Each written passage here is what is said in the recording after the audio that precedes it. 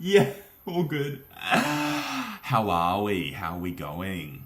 Good, amazing. How's that report coming along? You got a draft done. Oh, you printed it. Amazing. Thanking you. All right, I'm gonna have a read through this one. You know what? I'll just read it here. Yep. And then I'll just give you some feedback as we go, and you can take some notes. Does that sound okay? Amazing. Let's go. All right. So, amazing, good. Okay, first thing to flag. Do you have a red pen? You don't? Okay, there is a whole cupboard full of them. You should always have one on your desk. Yep. Well, the reason a red pen is good for markups. Yeah, because if you have black ink on a page or blue ink, sometimes it doesn't stand out as much. And if we're making regular mistakes, it's good to have a different color pen for markups.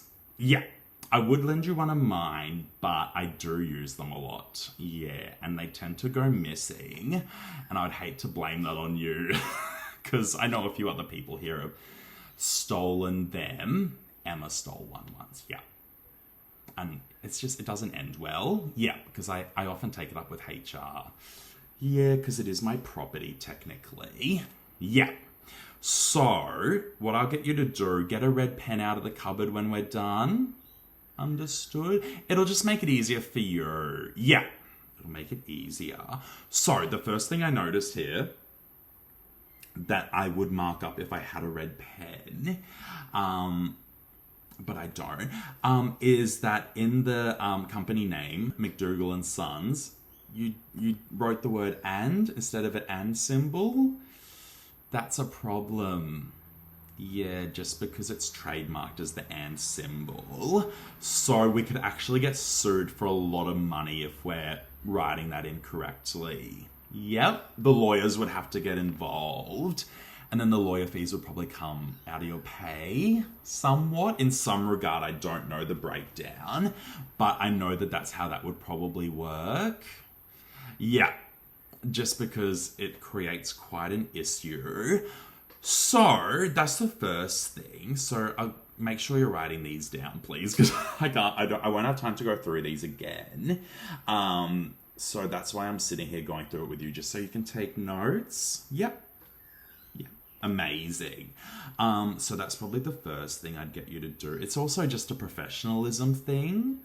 Yeah, so if the client notices that on a letterhead we have the and symbol, then they look at this report and they see you've written the word and, it makes the company look bad. Yeah.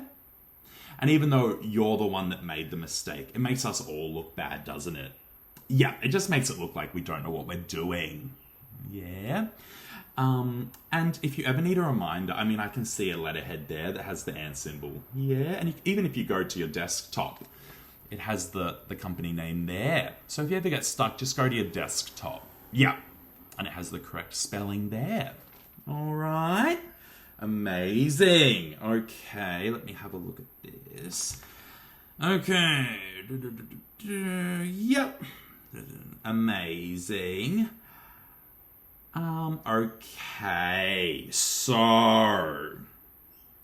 I'm just a bit worried about this first paragraph in the body. Yeah. So, you are kind of saying that the client is responsible. Yeah, we don't want to really be that specific, because once again, we can get into legal issues. Yeah. So you would say stakeholders. You would say something like, write this down, please.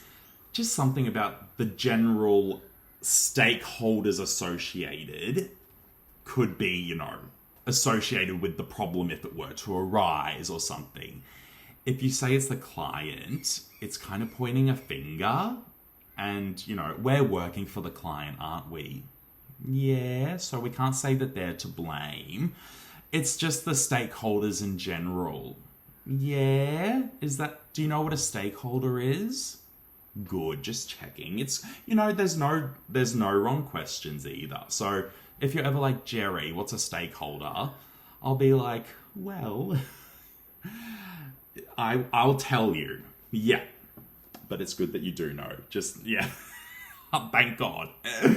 So, just change that to stakeholders. Yeah, write that one down as well, please. Yeah. And if you ever need a little refresher on who the stakeholders are, in the project file, one of the first documents is the contact list. Yep. So that has everyone involved. It has their name. Sorry, excusing me. It has their name, their company name, their phone, their email, their position. Yeah.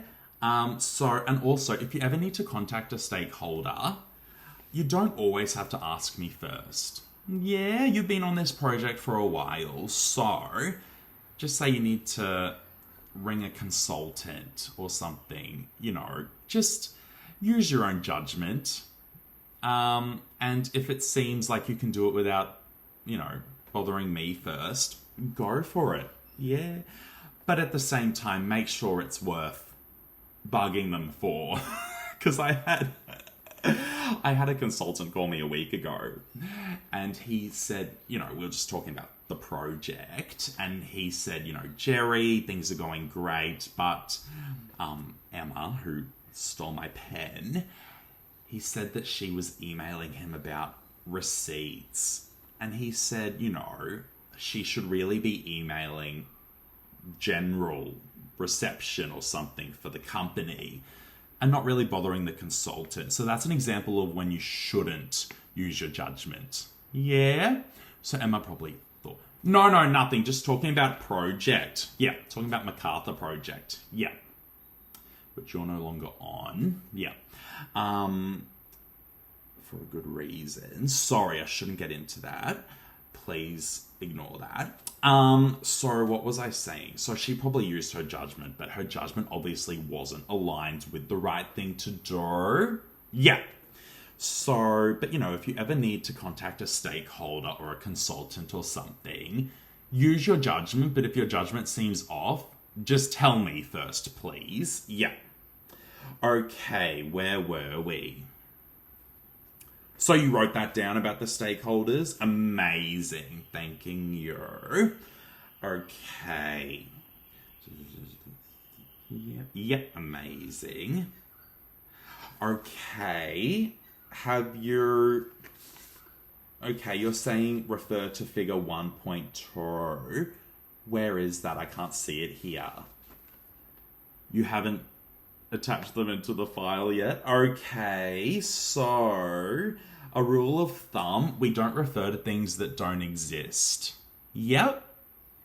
Because, how do I put this one? It's hard to explain, but basically it just causes a lot of confusion, and it can cause quite big problems on our end. Yeah, we can have the finger pointed at us, because then the client or, a consultant can say, well, I wasn't able to do that correctly because I didn't have a figure to refer to. Oh, I know you were going to put them in eventually. I hoped.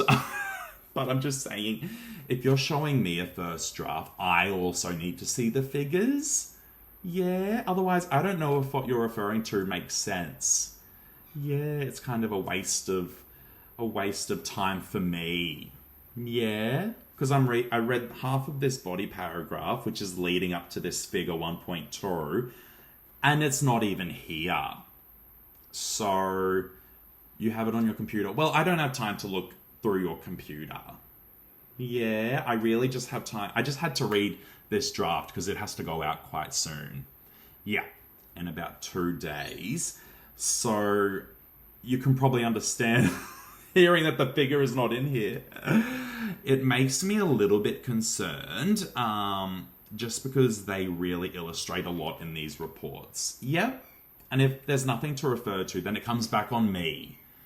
Yep, it makes me look bad. So, I definitely write that. You did write that down. Amazing. Thanking you. Because that's one of the first things we do need to put in. Yep. I would honestly, here's a little way to remember it for you. Before you refer to something, just make sure it's in the file first. Yeah, think, I'm probably going to refer to something in the body soon. But make sure it's in there first. Yeah, does that make sense? Okay, good. Okay. All right, good, good. Amazing. Yep, that's good. Okay. Okay. Okay. So I did find something that's... So, for your subheadings, so far they've all been in bold. And on page 2, one of them's not in bold. Yeah, I know this is a first draft, but we need these things... You know what I mean? This is just a sloppy mistake. Yeah.